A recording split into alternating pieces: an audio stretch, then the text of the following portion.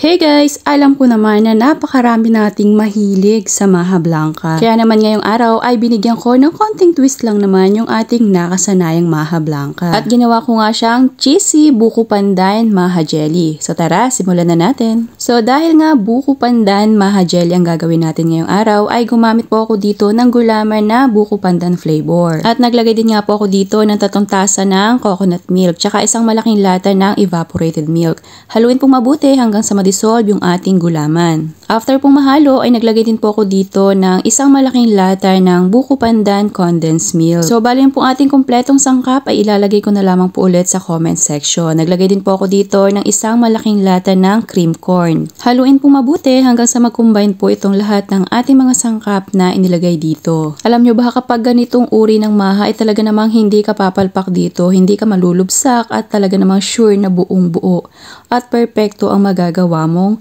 Maha Blanca. Medyo iba nga lamang po ito sa ating nakasanayan pero hindi naman po magpapatalo sa sarap. So isinalang ko na nga po sa katamtamang lakas ng apoy at itinransfer ko to sa mas malaking kaserola baka kasi umawas. So yan po iaalagaan na lamang po natin sa paghalo para naman po maging smooth yung ang kalalabasan ng ating Maha Jelly. So kapag napapansin nyo pong kumukulo na ay pwede nyo na po yung hanguin at i-transfer na po sa inyong inihandang lalagyan. At kung umabot ka nga po hanggang dito sa part ng ating video, aba ipakipusuan nyo na po itong ating recipe. And syempre mag-comment na rin po kayo kung hanggang saan ba umabot ang video na ito. Salamat at haya na nga po atin na po itong palalamigin at patitigasin yung ating Maha Jelly at after 1 hour nga ito na pwede na po natin yung tanggalin doon sa ating mga pinaglagyan. Napakasarap po ng ganitong maha lalo na nga po kapag malamig. So ayan, bali nilagyan ko pa po yan ng keso para naman po mas lalong maging creamy at maging mas malasa yung ating Maha Jelly. Kaya nga po tinawag natin itong cheesy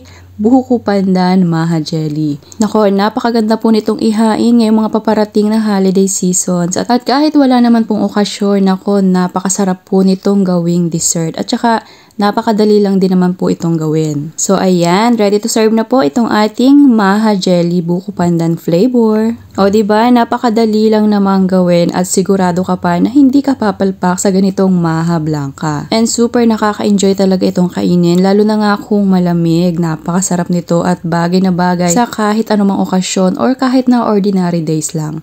So sana nagustuhan mo ang aking recipe ngayong araw na cheesy buko pandan Maha Jelly. Thank you for watching. Serve and enjoy!